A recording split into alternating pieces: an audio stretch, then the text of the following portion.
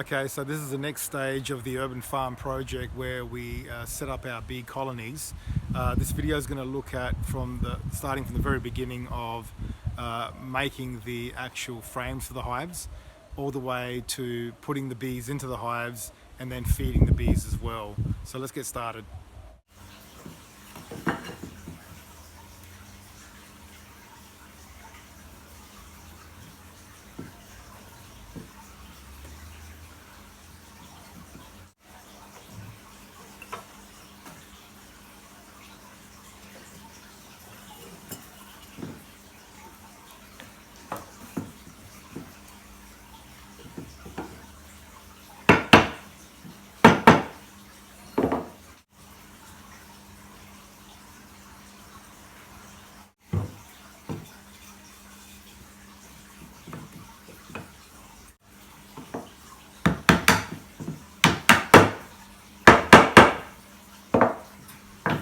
Okay, so at this stage we've assembled the frame. The next stage is to put through the frame stainless steel wire that's going to support the beeswax foundation comb that we're going to be putting in next.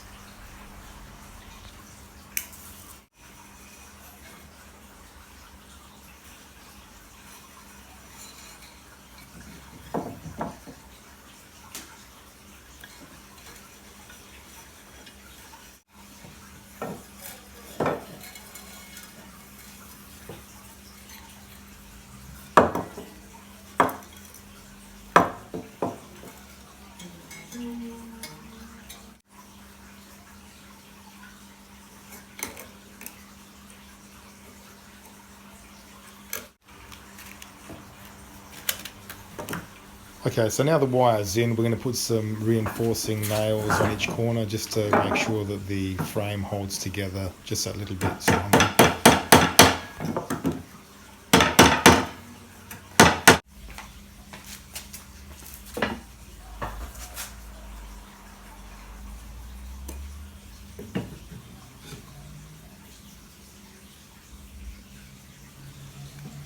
This next stage is to embed the beeswax foundation comb into the frame.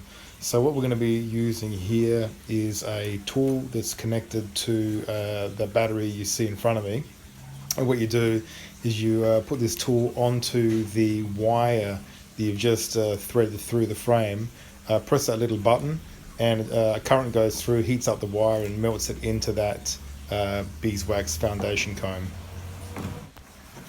The reason we're using a beeswax foundation comb here as opposed to a plastic one, which we could use, is that first of all it's a more natural product, but secondly bees use a lot of energy to create wax, and if we can give them a head start with some existing wax, that's great, and then the bees can continue to lay down more wax to create an even larger comb and expand that comb. And that's pretty much it for the assembly of the frame. Just repeat that until you've got enough frames for what you need, and then you can just move on to the next step. Here we're going to be leveling out the ground.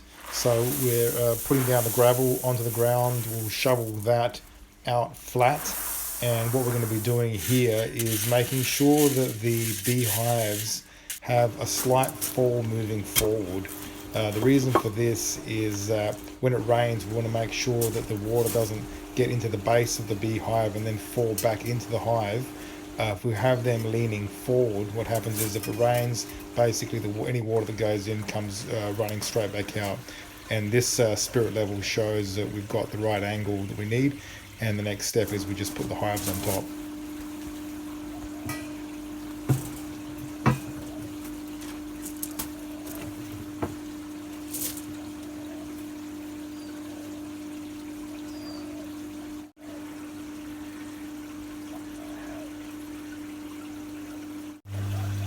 So here we've just got the new nucleus colonies. All I'm doing here is just cracking them open slightly to just let some bees out so they can begin to acclimatize themselves to the area before we make the transfer of the frames out of those nucleus colonies into the main hive on the bottom. And we do that the day before we make the transfer.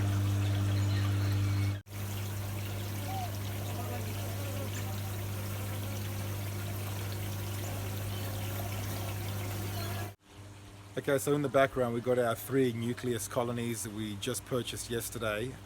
We cracked them open just to let some of the bees out so they can get used to the surroundings, and now what we're going to do is transfer them from those nucleus packs into the main brood boxes that they're sitting on now. So I'm going to go suit up and let's get that going. Alright, so I'm going to start the transfer. I'm going to be opening up the boxes and checking the colonies, checking for the queen as well, and then placing the frames from the nucleus colony packs into the main frame.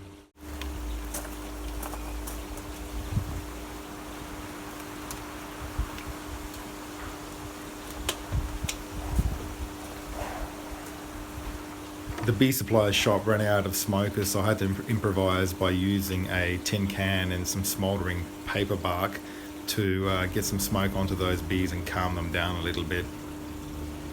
This doesn't harm the bees, it just temporarily confuses their senses. There's the queen.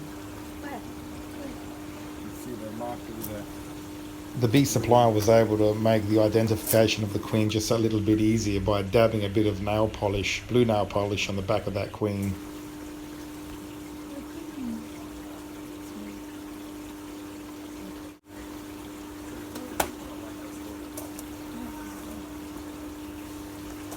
Here I'm just going to give the box a bit of a tap just to get any remaining bees out and put into the main hive.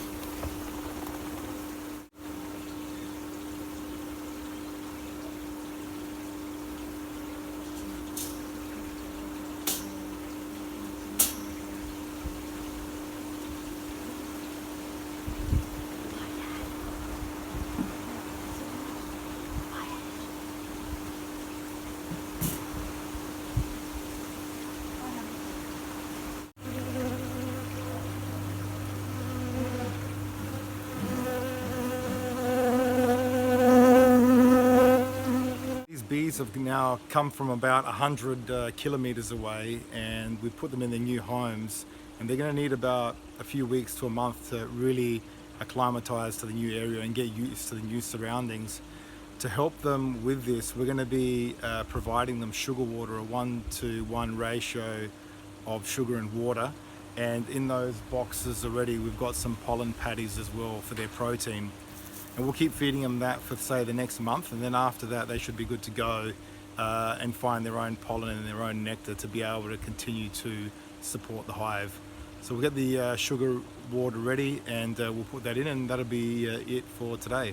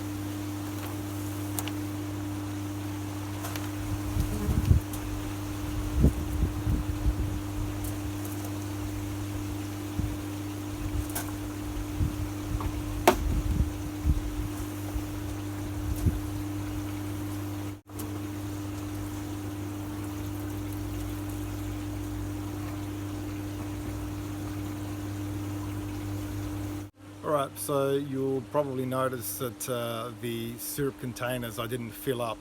Now, the issue with syrup water and bees is that after a couple of days, fermentation, even straight away, fermentation is going to start in the sugar water and produce alcohol.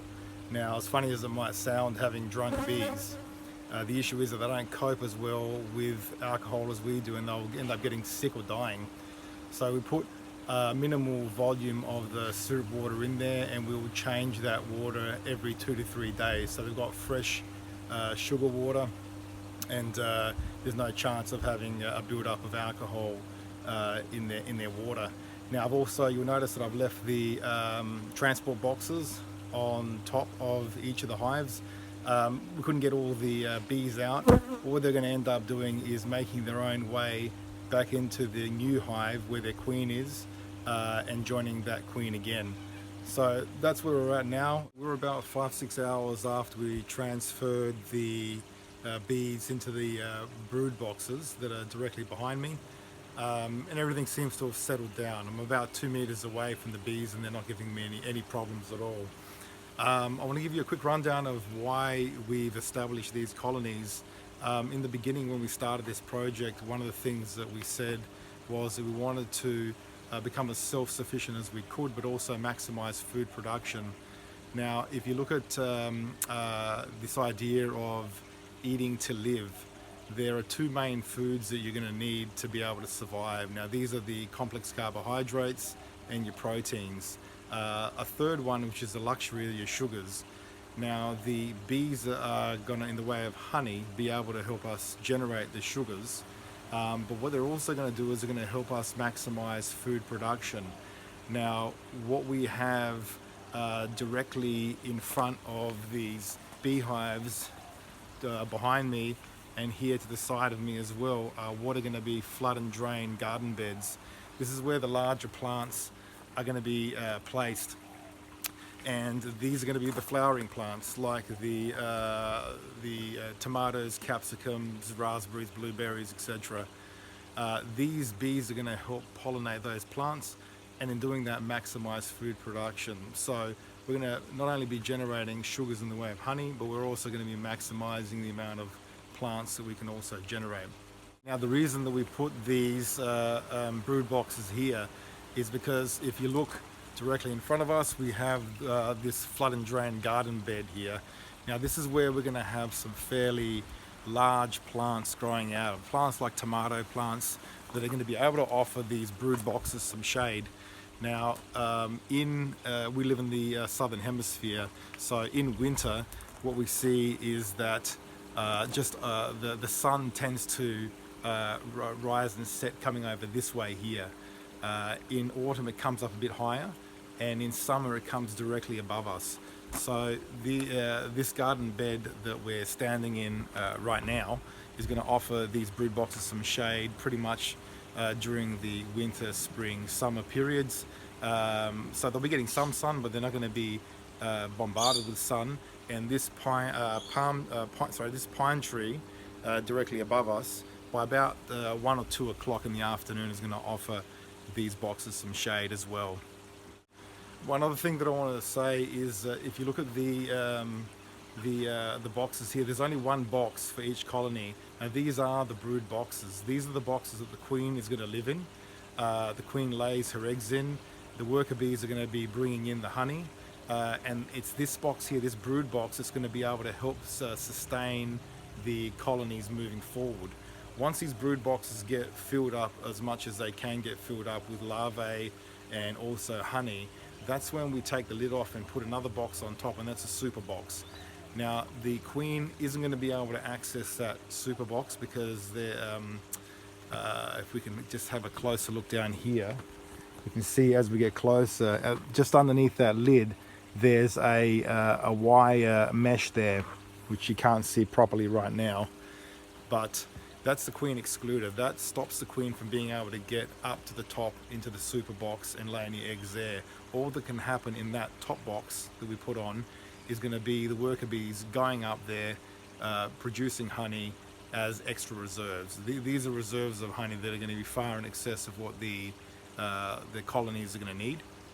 And during the year as well, we will also be supplementing with sugar water as well. So they really don't need that top box of honey, and that's what we're going to be utilizing. So it's not going to stress the bees out too much at all by us removing that honey.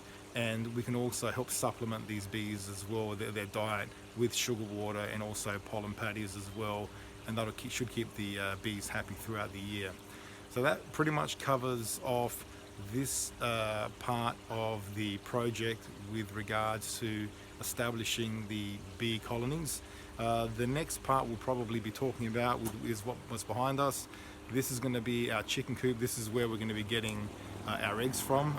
Probably the bigger bulk of the protein we're going to be generating from our backyard. And as soon as this is all done, we'll put a video together and I'll talk about this part of the project as well. But that's it for today, and look forward to seeing you in the next video.